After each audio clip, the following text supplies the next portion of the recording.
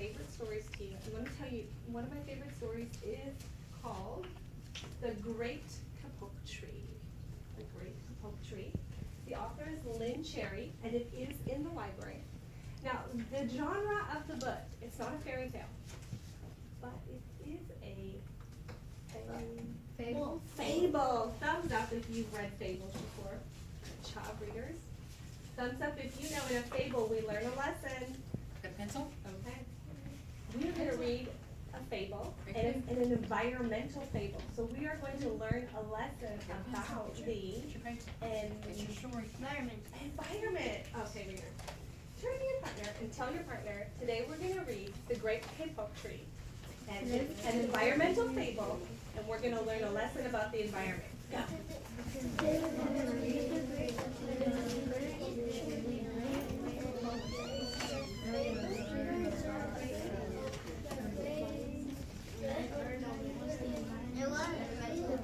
It's an environmental fable. Good job. Good job, readers. Okay.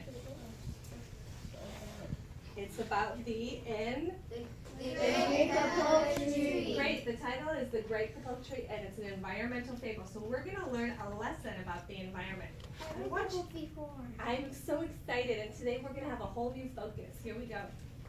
So close your eyes and listen to the introduction. Close your eyes and listen to the introduction.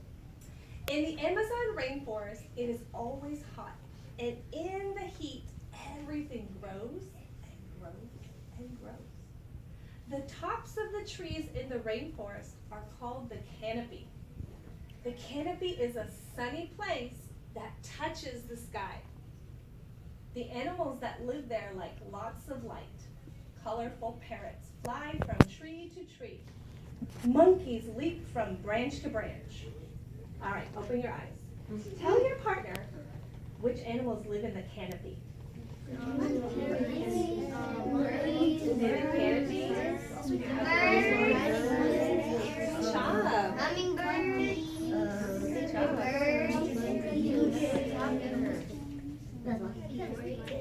Good job. Okay, readers, close your eyes. Here we go. Close your eyes. The bottom of the rainforest is called the understory. The animals that live in the understory like darkness. There, silent snakes curl around hanging vines. Graceful jaguars watch and wait. All right, open your eyes and tell your partner which animals live in the understory.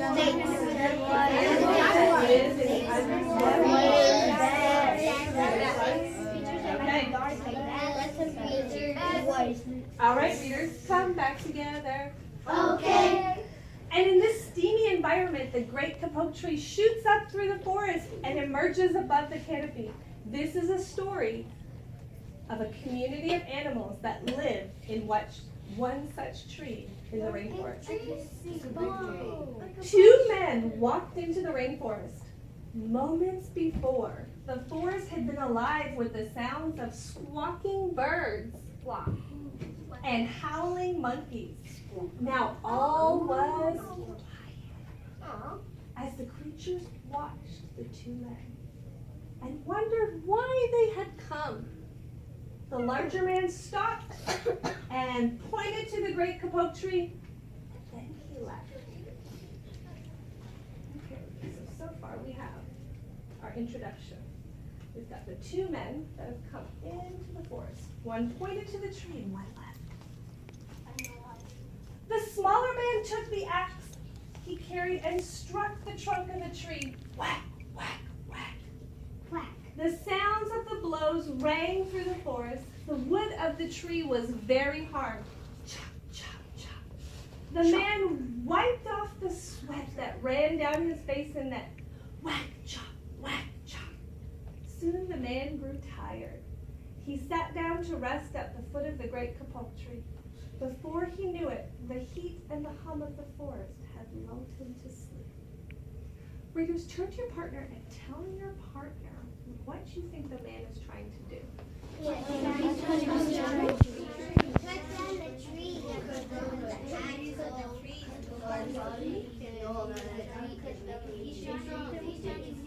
going to go like this. I hear a lot of great conversation. Come back together. Okay. A boa constrictor lived in a kapok tree. He slithered down its trunk to where the man was sleeping. He looked at the gash the axe had made in a tree. Then the huge snake slid very close to the man, and in his ear, he said, "Senor, this is a tree of miracles. It is my home, where generations of my ancestors have lived. Do not chop it down." I knew it. What does the boa say? Do not chop it down. He's trying to guess what it's the same as don't. He's trying to kill his face. A bee buzzed in the sleeping man's ear. "Senor, my hive is in this kapok tree, and I fly from flower to flower, tree to tree, collecting pollen. In this way, I pollinate the trees and flowers throughout the rainforest. You see, all living things depend on one another." His tree. What does the bee say? All living things depend on one another. So the All living things depend on one another. Okay. A troop of monkeys scampered down from the canopy of the kapok tree. They chattered to the sleeping man. "Senor, we have seen the ways of man. You chop down one tree, then come back for another and another. The roots of these great trees will wither and die, and there will be nothing left to hold the earth in place. When the heavy rains come, the soil will be washed away, and the forest will become a desert." Tell your partner what will happen to the forest if we chop down all those trees. But the monkeys tell him, "Don't chop down those trees, because we'll have nothing. All that lush, beautiful green rainforest, if you chop it down, it will become a desert. Okay. Monkey man. All right, readers. Let's make a prediction. We've got some birds that are going to fly and talk to the man. What do you think the birds might tell the man? Tell your partner, what do you think? I think the birds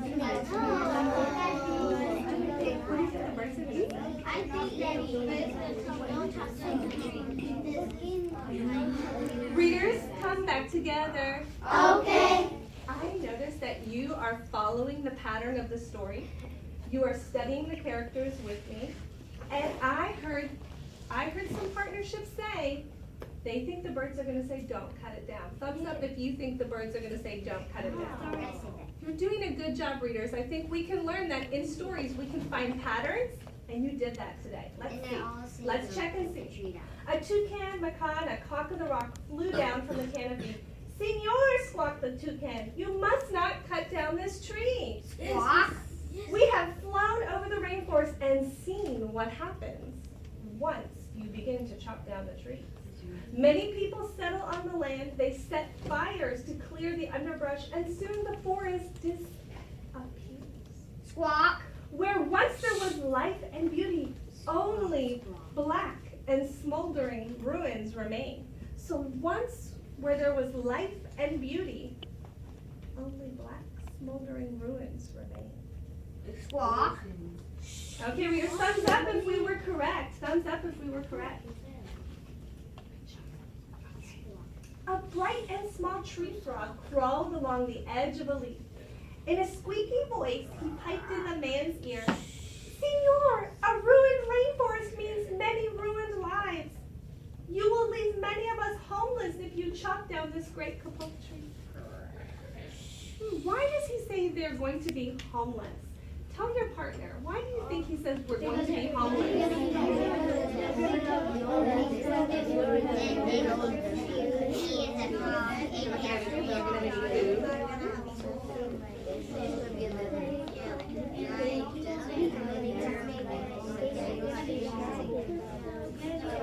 Come back together.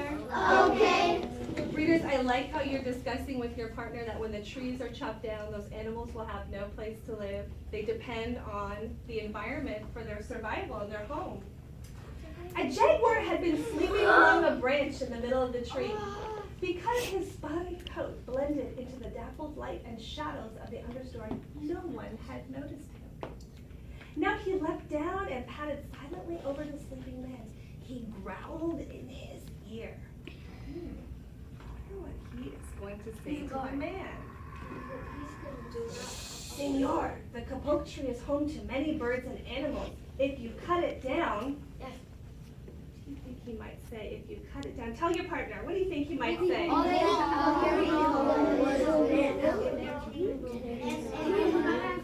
Why would you cut this tree? All right, readers, come back together. Okay. If you cut it down, where will I find my dinner? It's all the museum. I said, they call it that. Animals won't exist. I said that. And the dinner? And the jaguar was his dinner. Okay. Four tree porcupines swung down from branch to branch and whispered to the man, Senor, do you know what animals and humans need in order to live? Water. Trees. Tell your partner all the things we need.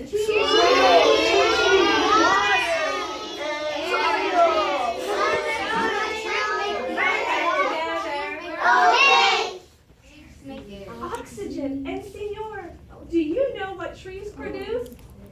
Oxygen. If you cut down the forest, you will destroy that which gives us all life. Several anteaters climbed down the kapok tree with their young clinging to their back. The unstriped anteater said to the sleeping man, Senor, you are chopping down this tree with no thought for the future. And surely you know what you do today, what happens tomorrow depends on what you do today. The big man tells you to chop down a beautiful tree. He does not think of his own children, who tomorrow must live in a world without the trees. Wow, there's a lot of animals talking to him. If we have no trees, we will have No. Where? Anteater. Anteater says all the words. Please, let's get those down. Perfect. Just like the monkey. So we can keep track of all of our characters. I think the main character is a wood chopper. And a tree. The woodcutter, a lumberjack. Okay. A three-toed sloth had begun climbing down from the canopy when the men first appeared. Only now did she reach the ground, plodding ever so slowly over to the sleeping man. I know what he's gonna say. In her deep and lazy voice, Senor, how much is beauty worth? Can you live without it? If you destroy the beauty of the rainforest, on what would you feast your eyes? On what would you feast your eyes? So readers, I'm going to think about this. So the three-toed sloth is telling the man, if you cut down the rainforest, you will not have anything beautiful to look at in the world. You won't have all that beauty. She says, on what would you feast your eyes? What would your eyes enjoy if you cut it down? Does it have a picture on the back? It looks like a monkey. A child from the Yanomamo tribe who lived in the rainforest knelt over the sleeping man. He murmured in his ear, Senor, when you awake, please look upon us with all new eyes. Please look upon us with all new eyes. Tell your partner what you think that means. I want to hear you think aloud. I think this means. I think this means. Look. I think it means that you should take a closer eye on us. I think you should. Come back together. Okay. Readers, I heard you say, I think that means to rethink and take a closer eye, look closely at us. Thumbs up if you think the sleeping man has listened to all the animals and he will look upon them with new eyes, with a new idea. All right, thumbs up if you think he should chop down the tree. Thumbs up if you think he should chop down the tree. Down. Thumbs up if you think he will. If he'll keep chopping once he wakes up from his rest. I don't think so. But I don't know if you're talking to us. The man awoke with a start. Before him stood the rainforest child. All around him, staring, were the creatures who depended on the great kapok tree. What wondrous and rare animals they were. What are all those animals waiting for? Not to chop down a tree. They're waiting for him to see what he's going to do. And they're hoping that he Stop doesn't chopping. chop it down. Stop it chopping. The man looked about and saw the sun streaming through the canopy. Spots of bright light glowed like jewels amidst the dark green forest. Strange and beautiful plants seemed to dangle in the air, suspended from the great kapok tree. The man smelled the fragrant perfume of their flowers. He felt the steamy mist rising from the forest floor. But he heard no sound, for the creatures were strangely silent. How would that happen? Because I think the creatures are silent Because they're trying to show him that if he cuts down the tree, it will be absolutely silent. So I think that they're silent because they want to see if what he's going to do. They've already spoken and given their important message. And now they're hoping that he's learned that and he's going to look upon them with new Eyes. thumbs up if you think he's going to look upon them with new eyes. It's kind of like persuade someone. Readers, when I look at the picture of the next page, I see he has the axe in his hand. He's gonna. So let's find out what happens. The man stood and picked up his axe. He swung back his arm as though to strike the tree, and suddenly he stopped. He turned, looked at the animals and the child. Oh, child. Looked at the animals and the child. They're in front of him. And he's looking at them. He hesitated. Then he dropped the axe and walked out of the rainforest. Yay! Making a happy ending. Readers, thumbs up if the animals did a good job and they spoke their message clearly. All right, tell your partner what happens at the end of our story. He drops it. And then it walks He away. listens to the animals. He drops the axe. And runs away. You heard him when he was